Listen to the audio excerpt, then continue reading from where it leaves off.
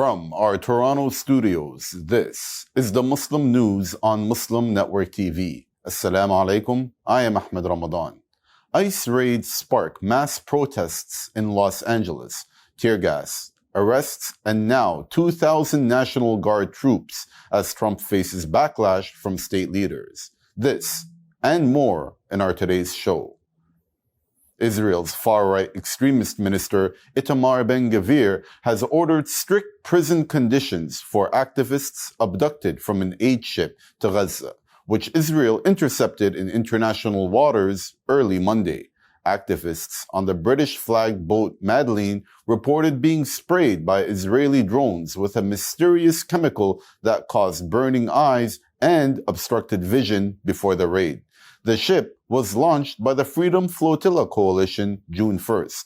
It aimed to break Israel's blockade on Gaza and raise awareness about the growing famine Israel is enforcing as 2 million Palestinians are being starved. The ship was carrying necessities including rice, flour, medical supplies, and baby formula to Gaza.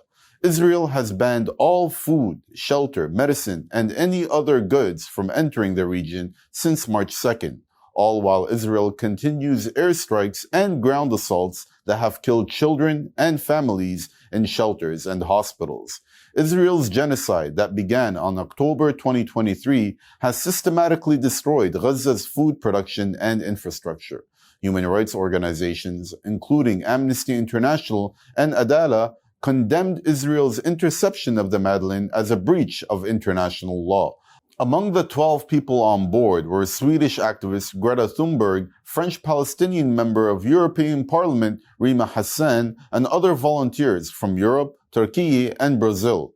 UN Special Rapporteur Francesca Albanese, who is in phone contact with the ship's captain, reported hearing Israeli soldiers speaking in the background before the line was cut off. Israeli media reports that the group was detained and taken to Israel's Ashdod port. According to the Israel Hayom newspaper, authorities plan to hold the activists in separate prison cells in the Givon prison facility in Ramla in central Israel.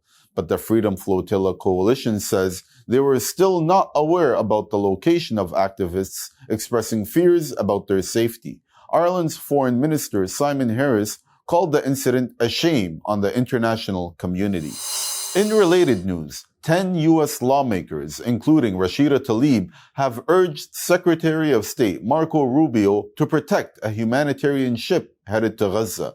The lawmakers reminded Rubio of Israel's deadly 2010 raid on the Mavi Marmara, which killed 10 civilians in international waters, and a recent drone strike on another flotilla ship, citing both as evidence that humanitarian missions remain at serious risk.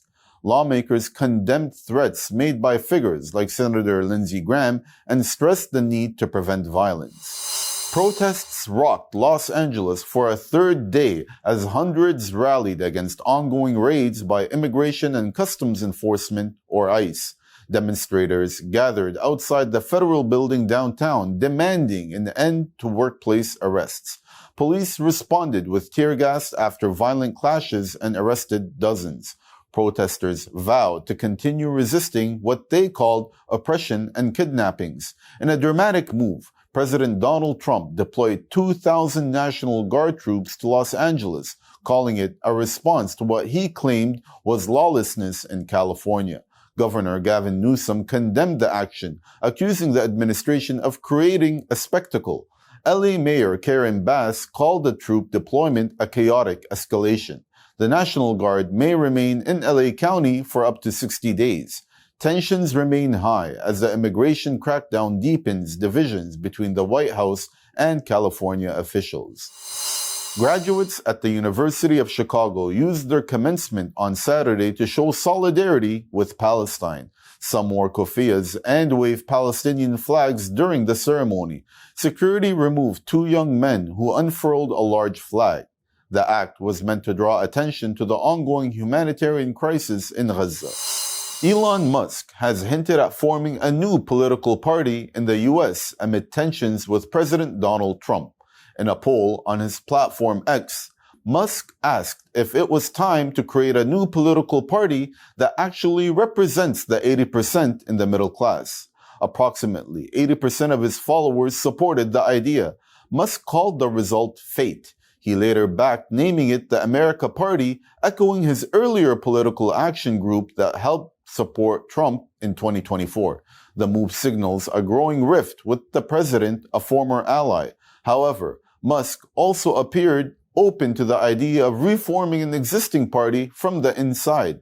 Creating a new political party in the US is tough due to complex state-level rules. Musk has not confirmed whether he is truly breaking away from Republicans, but observers say the debate adds fuel to his growing political ambitions. In related news, President Donald Trump has threatened Elon Musk with very serious consequences if the tech billionaire funds Democratic candidates opposing Republican budget plans. In a phone interview with NBC, Trump did not explain what those consequences would be, but he made it clear he would not mend ties with Musk, saying, "I have no intention of speaking to him." The rift widened after Musk posted criticism of Trump on X, including a now deleted post linking him to sex offender and financier Jeffrey Epstein.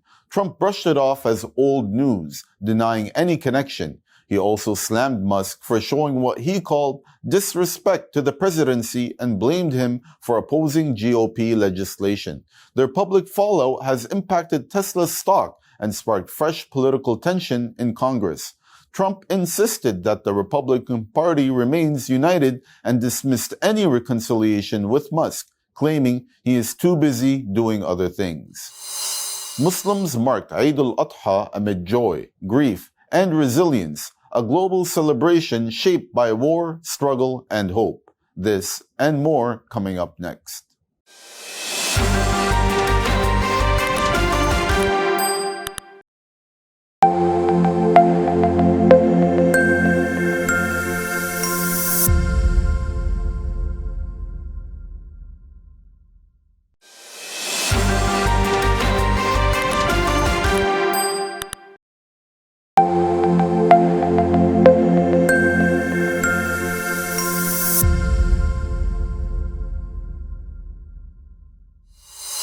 The Supreme Court has allowed the Department of Government Efficiency, or Doge, to access Social Security, tax, banking, and medical records of Americans. In a 6-3 ruling, the conservative majority court overruled a Maryland court's block on Doge's data collection efforts, which aim to detect fraud and waste. The move sparked criticism from liberal justices. Justice Ketanji Brown Jackson called it a dangerous precedent, saying the government is bypassing privacy safeguards without legal clarity. The lawsuit against Doge was filed by unions and senior citizen groups who argue this breaches federal privacy laws. Doge members are now permitted full access to Social Security Administration records for their investigations. Privacy advocates warn this decision could lead to unchecked government surveillance of citizens' private information.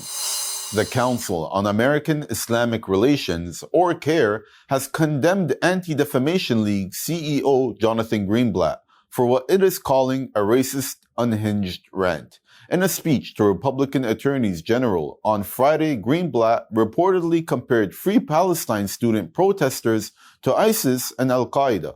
He also denigrated the Black Lives Matter movement. CAIR and the Muslim Public Affairs Council accused Greenblatt of smearing Black, Arab, and Muslim communities to shield Israel from criticism over its genocide in Gaza and have called for his removal. CAIR says this is part of a pattern with Greenblatt, targeting Free Palestine voices, including by supporting anti-Muslim speakers and questioning Palestinian civilian deaths.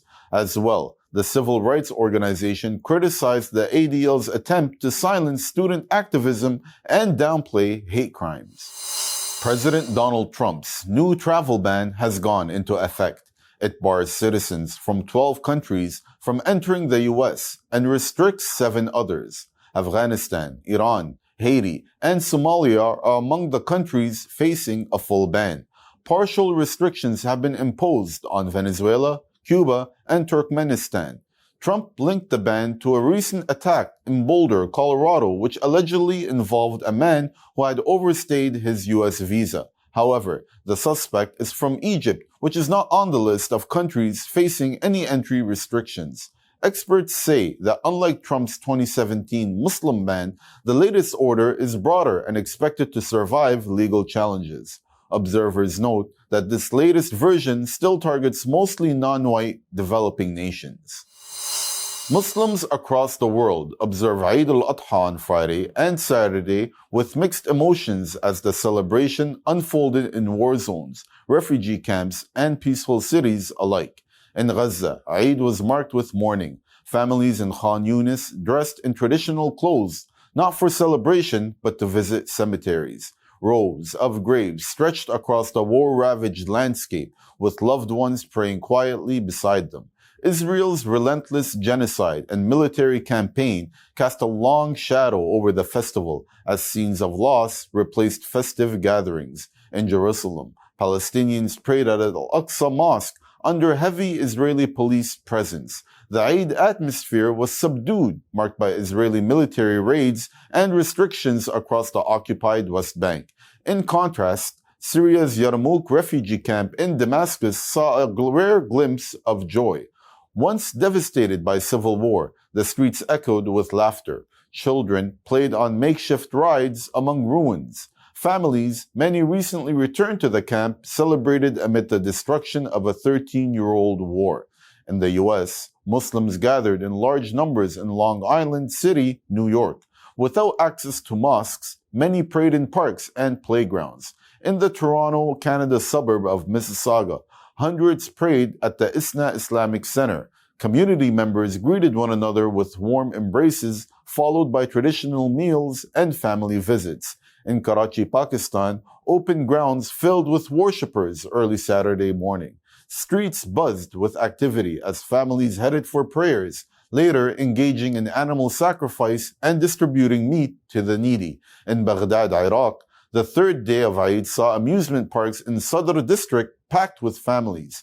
Children enjoyed rides while parents relaxed, a welcome reprieve from daily struggles. In Nakuru, Kenya, thousands filled Afraha Stadium, offering Eid prayers in unison. Community leaders urged peace, charity, and compassion. In Mexico City, Muslims gathered in Bicentenario Park for prayers, forming a rare but growing community that celebrated Eid with cultural pride. In Paris, the Grand Mosque overflowed with worshippers. Streets around the mosque turned into prayer spaces as imams delivered Eid sermons in Arabic and French. In Moscow, Russia, tens of thousands attended Eid prayers. With mosques at full capacity, believers spilled into nearby streets and parks, sharing greetings and sweets. From war zones to playgrounds, from refugee camps to capital cities, Muslims worldwide observed Eid with unwavering faith, reminding the world of both the pain and power of perseverance. Israeli forces killed at least 22 Palestinians in Gaza on Monday, according to health officials. 8 people were shot dead near an aid distribution site run by the Israeli-backed Gaza Humanitarian Foundation in western Rafah. Another strike in Nusayrat refugee camp killed 3 civilians and injured 9, while 31 others were wounded near the Israeli-American aid point in the Netzarim corridor. 3 people, including 2 police officers, were killed in a separate Israeli strike in Nusayrat, and 1 more person died in Khan Yunis. Israeli drones reportedly opened fire on a market in Gaza City's Shijaya area, killing 4 people in Shijaya and Tufah neighborhoods. 3 more civilians were killed in Al Zaytun area. The health ministry said 47 bodies were recovered in the past 24 hours, with 388 injured. Over the past 2 weeks, Israel has killed more than 130 Palestinians seeking aid and injured 1,000. Palestinian officials are accusing the U.S.-linked Gaza Humanitarian Foundation of working as an Israeli military front. Israel has killed over 64,000 Palestinians in its genocide in Gaza since October 2023. Israel faces genocide charges at the International Court of Justice and war crime warrants from the ICC. The UK and 29 other donor nations have strongly condemned a deadly attack on a humanitarian convoy in Sudan. The assault occurred on June 2nd in Al-Khoma, North Darfur, targeting 15 aid trucks from the World Food Programme and UNICEF. 5 aid workers were killed and several others injured. 4 trucks were destroyed and 5 more damaged. These trucks were carrying more than 100 tons of essential supplies for families in Al-Fashir. The donor nations said the targeting of humanitarian workers violates international law. They urged all parties in Sudan's conflict to ensure safe humanitarian access and protect civilians. The Sudanese army and the Rapid Support Forces have been fighting since April 2023. This power struggle has killed thousands and deepened one of the world's worst humanitarian crises. The donor countries demanded an immediate ceasefire and compliance with international humanitarian law. Scientists in Japan have developed a revolutionary plastic that dissolves in seawater within hours. They are calling it a vital step to protecting the planet for future generations. The material breaks down in less than 4 hours into compounds that are safe for marine life. Unlike traditional plastic, this version is non-toxic, non-flammable, and does not release carbon dioxide or microplastics. The plastic also decomposes in weeks when buried in soil. Experts say it could dramatically reduce plastic pollution in oceans as well as global plastic waste. That's all from our Toronto studios. Thank you for watching Muslim News. We are a community channel dedicated to bringing you stories you can trust. Please like, share, and subscribe to our content. You can also comment to let us know what you think of our coverage. You can donate now by visiting muslimnetwork.tv/donate. For more content, keep watching Muslim Network TV. Salam.